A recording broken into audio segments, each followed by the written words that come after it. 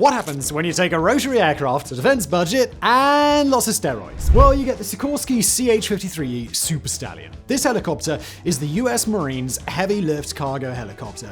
It's got an impressive service record as it has been used in more than just the utility role that it was originally designed for. As far as helicopters go, it's got a bit of a physique that looks like a prisoner who was sentenced to 20 years hard labor and then never missed a gym sesh on top of that. But like most prisoners, sadly, it's got a troubled past.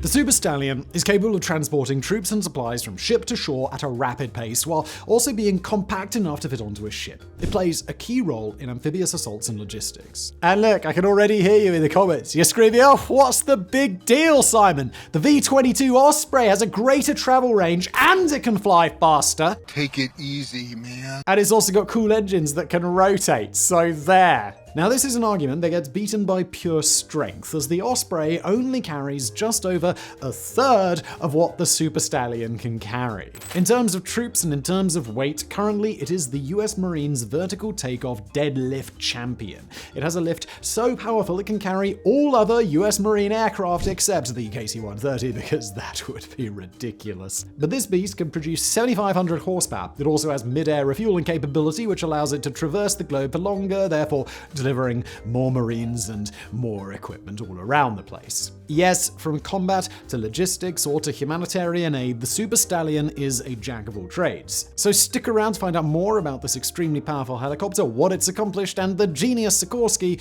who's also dubbed the father of helicopters. So let me introduce you to today's sponsor, Squarespace. If you're looking to build your brand and grow your business online, Squarespace is the all-in-one platform for you. With stunning website designs, audience engagement tools, and even e-commerce capabilities, Squarespace has got you covered. Squarespace offers a ton of amazing features, and let me tell you about some that stood out for me. The first that caught my attention is the Fluid Engine. With Fluid Engine, you can unlock unbreakable creativity. It's like having a magical toolbox at your fingertips. You start with a top-notch website template, and then you let your imagination soar by customizing every detail with their user-friendly drag-and-drop technology. It's so convenient whether you're on desktop or mobile. Another feature I love is Squarespace extensions. They allow you to connect your store with trusted third-party tools to enhance the functionality of your website. It's like adding extra superpowers to your online presence. You can make your website even more powerful by integrating tools that suit your unique business needs. And let's not forget about Squarespace email campaigns. Engaging your audience and driving sales has never been easier. You can easily collect email subscribers on your site and send regular updates to keep them in the loop. Whether it's welcoming new subscribers, announcing a sale, or surprising your loyal customers with a discount code, Squarespace email campaigns have got your back. So,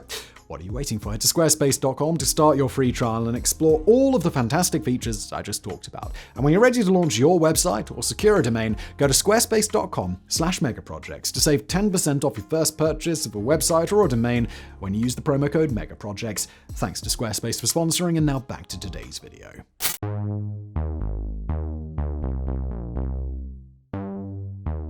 If there are any engineers who listened to the last segment and thought, only a genius can make something so powerful and yet keep the size from going over the top, well, good news, Sikorsky was a genius. The Sikorsky aircraft manufacturer is to helicopters what David Beckham is to men's underwear. Igor Sikorsky was born in 1889 in the Russian Empire in a city called Kiev, which is now the capital of a country called Ukraine.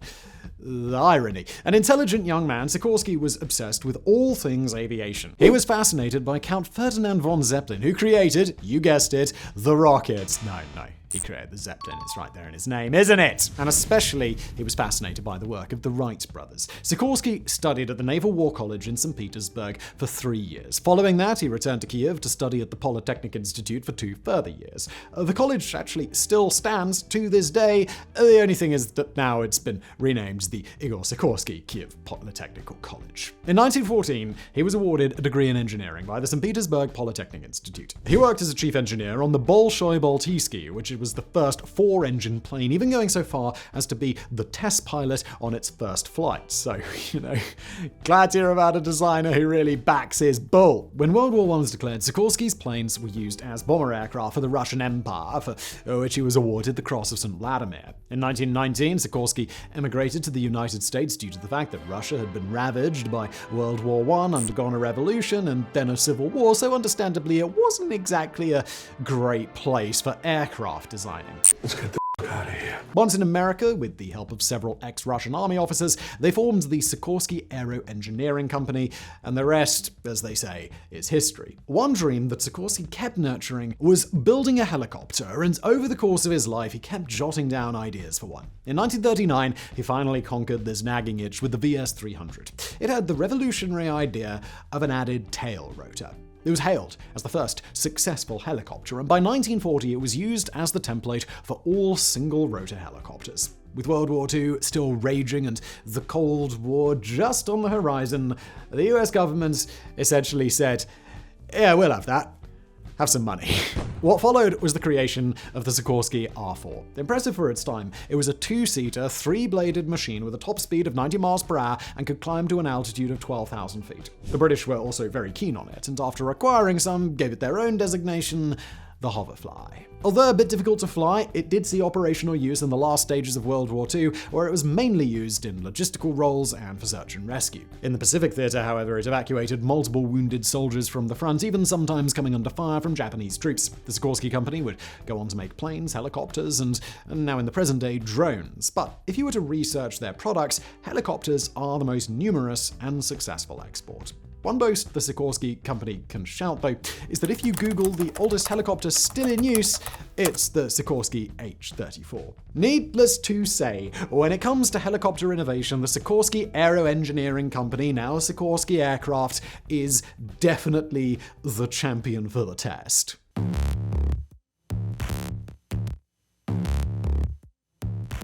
The CH-53 series project goes back as far as the 60s, when American intervention in the Vietnam War was rapidly taking off. However, the helicopter's actual track record starts much further back than the jungles of Vietnam. In 1935, who else but the Germans would manufacture the first helicopter for military use? The Focke-Wulf FW-61 was the first prototype with the idea that improved variants would go on to be used in the reconnaissance role. Sadly for the Nazis at least, good for everyone else, it was not on par with the Sikorsky R4, so this concept didn't really deliver much other than a demonstration in Berlin. As can be imagined, helicopter research and engineering was rather difficult back then. Plus, the Allies were, bombing the crap out of Germany. Moving on from World War II, though, the Americans would utilize their later produced helicopter, the Bell H-13, to great effect during the Korean War, transporting wounded soldiers back to Mobile Army Surgical Hospitals, or MASH. Just after the Korean War, the Algerian War broke out, and the French, who were fighting to keep control of Algeria, were big on using their Sikorsky H-34s to airlift French troops into the Algerian hilltops and fly out their wounded on medevacs. Where the helicopter got its biggest break was during the Vietnam War. Sort of proving our point here, Vietnam was also known as America's helicopter war, and it saw the large-scale use of helicopters in combat as well as in multiple other supporting roles. In fact, when you say the name of the country Vietnam, your mind probably conjures up images of Huey helicopters flying above jungle canopies with the song Fortunate Son playing in the background. The UH-1 Iroquois, or Huey, was the workhorse of the US military in this era. However, although it was a workhorse with incredible work ethic, it did open the door to bigger ideas for America's war machine. As good as the Huey was, it was only lightly armored, lacked the ability to lift heavy cargo or deliver large amounts of equipment. And look, just in case you didn't know, helicopter pilots don't like making multiple trips over hostile areas with nothing more than half an inch of ceramic armor plates in the cockpit for protection. Moreover, the soldiers riding in the back like it even less, as all they have for protection are their flak jackets. And also, if you didn't know, not a lot of American GIs were much of a fan of wearing flak jackets in the first place, as they were cumbersome and nobody wants to add extra thick layers in a hot climate. Learning from the French's experiences in Algeria, the Sikorsky H-34 would be in service in Vietnam, but would see limited use, as they were considered too vulnerable to enemy ground fire. With the introduction of the Huey, however, it became the primary helicopter for the US military during the Vietnam War. The good old Huey did prove to America, and by extension the rest of the world, that helicopters do play a critical role in military operations. This fact spurred on the drive to create bigger and better helicopters. To summarize, when a country's armed forces catch on to new ideas, they catch on big time, as although helicopters were in wide use with the more powerful countries of that era, the helicopter henceforth became a standard piece of kit for armies around the world. A word on the Super Stallion's predecessors would be that there's also the C Stallion's cousin, the MH-53 Pave Low. Some could argue it's a variant, whilst others would argue that it's a different animal altogether. Originally designated the CH-53E, Super Jolly Green Giant, it was brought in during the Vietnam War to replace the original Jolly Green Giant, the CH-53E. This older model was for the more sneaky-beaky type of missions, like combat search and rescue, infiltration, and other clandestine operations. The Super Jollies took pride in the fact that they could operate at night no matter the weather. They would take part in the famous Operation Ivory Coast, in which American Special Forces attempted a raid on Son-Tay prison camp in a desperate bid to rescue American POWs who were being badly treated.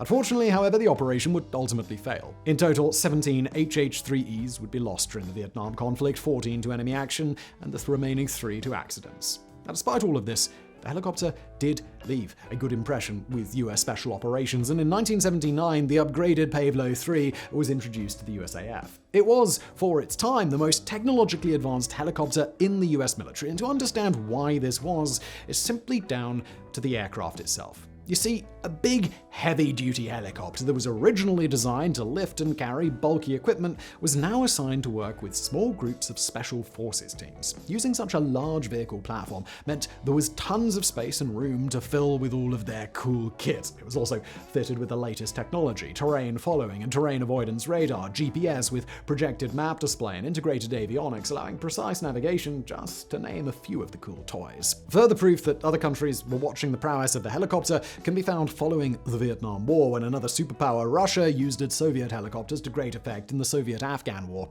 Countries around the world were following suit by scaling up their vertical takeoff and landing capabilities, so, well, like it or not, helicopters were here to stay.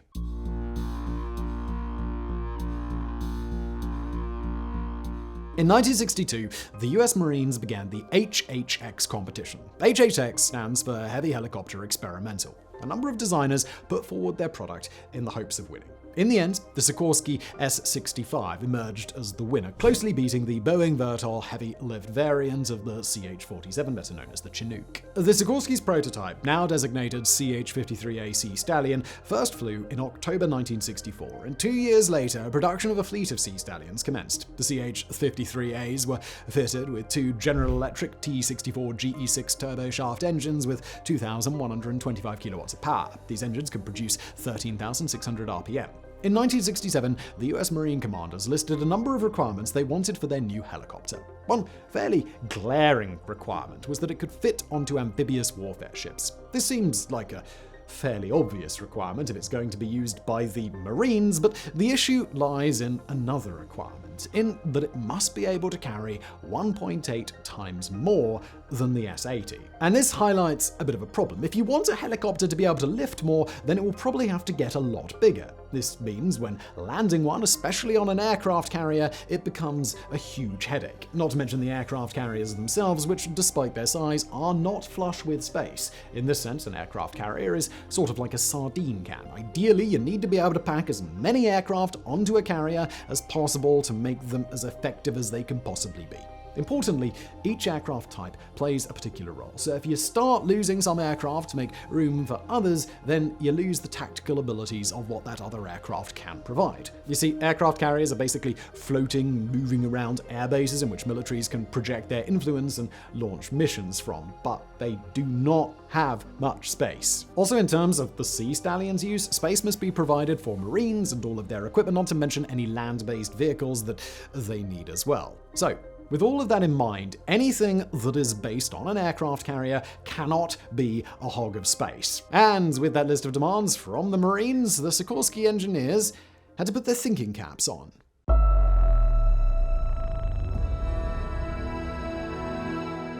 Having to keep the Super Stallion dimensions similar to its predecessor, the designers put their thinking into raw power. Adjustments were made redesigning the transmission to make it stronger. The low tail design was now changed to a larger vertical tail with the rear rotor tilted so it could provide some lift. The main changes, though, were adding a 7th rotor blade and a 3rd engine. You see, a helicopter's rotor blades give it lift, thus allowing it to gain altitude, and the 3rd engine creates more power to the rotor. The resulting stronger engines power more rotor blades, thus enabling a stronger lift. A new digital flight control system was included to prevent the pilot from putting too much stress on the aircraft, and an extra 6 feet and 2 inches was added to the fuselage. Survivability was always at the forefront of military designers' minds. The Super Stallion was originally designed to carry 55 troops, but had to cut that number down to 31. If you're wondering why, it's due to the fact that it was fitted with crash attenuation seats, the same seats the Osprey uses. Of course, this is to protect the troops traveling in the back from a crash or hard landing, but the safer seats did mean more weight and space taken up, so sorry to the extra 24 guys who have to ride in a different helicopter. However, losing the 24 troops meant it could still externally carry slung loads of up to 16,330 kilograms. The aircraft requires a crew of 5 consisting of 2 pilots, 1 crew chief also doubling as the starboard side gunner, 1 port side gunner, and lastly a tail gunner. Its length is just over 99 feet and its height is 28 feet. The max takeoff weight is about 15,000 kilograms and the main rotor diameter stretches out to 79 feet. With a maximum speed of 200 miles per hour and a top range of 620 miles, it's got an excellent operating scope. As for armament, it's got 50 cal BMG machine guns, 2 mounted in the windows and a 3rd mounted on the ramp facing the rear. As for costs, well, it's $20,000 an hour to keep it in the air, and it requires 44 hours of maintenance for every flight hour. All that said, you might be impressed, but its sling ability is where it really shines. The Marines wanted heavy lift capability, and they got it. The CH-53E is able to carry the light armored vehicle LAV-25 or the 155mm M198 howitzer, including their ammunition and crews. Not only this, the Super Stallion can lift any aircraft up to its own size. This allows the Marines not only great maneuverability, getting to far away and hard to reach places, but now they can bring their big firepower too. No longer would Marines be operating alone with no heavy equipment. It's called the Super Stallion for a reason. The US Navy and Marines loved what they saw and put in an order for 177 of them. Today, US sailors nicknamed the Navy variant Hurricane Maker, and the writer for today's script, who served in Afghanistan, saw one of these fly overhead, and it was close enough to blow all of his food that he was eating into his face.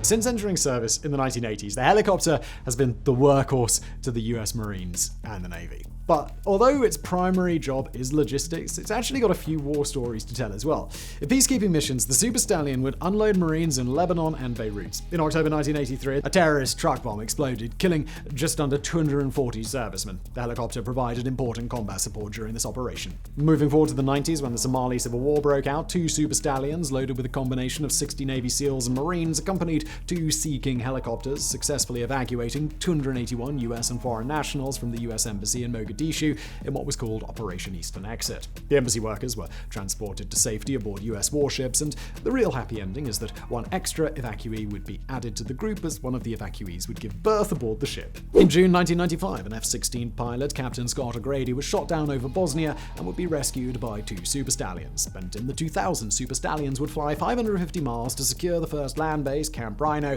at the start of the Afghanistan conflict. For the Second Gulf War, Super Stallions would play the major role of being the backbone of the US Marines by hauling supplies and ammo to the forward units of the invasion whilst moving casualties to the rear. And again, cutting its teeth in Special Forces missions by lifting Special Forces operatives to rescue captured Private Jessica Lynch. Jessica was serving in the 507th Maintenance Company when her convoy was ambushed by Iraqi troops. She was badly injured and later captured by an Iraqi army regiment. She was subject to torture at the hands of her captors. Luckily, a tip came from an Iraqi lawyer, Mohammed Ade Al-Rahaf, who reported she was being held at a hospital in Nasiriyah. At night, members from Joint Special Operations Task Force 121 swooped in and rescued her, and also recovered the bodies of 8 other Americans. Although covered in glory, the Super Stallion also has a darker past. During its service, it's been plagued with a series of accidents that would cause a tragic loss of life. In total, 132 personnel would die in accidents aboard the Super Stallion and other variants. Its Navy variant, the Sea Dragon, has the highest accident rate of the US Navy, more than twice as many deaths as any other aircraft. In fact, it's had so many accidents that an independent investigation was set up between the years of 1984 and 2019. In 2005, it even provoked a lawsuit where it was cited that 16 in-flight fires or fire incidents were caused by the No. 2 engine.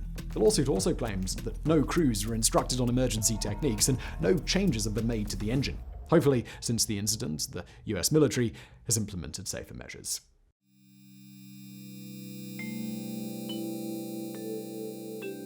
The Super Stallion has had a long and fulfilling career, but now the Pentagon has brought in its replacement. So sadly, the career of the Super Stallion is nearing retirement with the introduction of the CH-53E King Stallion, which is already being phased in, with small numbers being in service. The new US military flying powerlifter claims it can lift 3 times more than that of the Super Stallion's lift capacity, and it will have renewable aspects enabling it to stay in service for longer. With claims like that, the King Stallion will one day transport current serving Marine sons. Not to mention the fact that it's now so heavy duty that military higher-ups claim it could take a lot of punishment from enemy action before being downed. However, all of these good attributes of course come at a cost. It's an amount that even exceeds the price of the F-35, making the King Stallion the most expensive aircraft of the US war machine.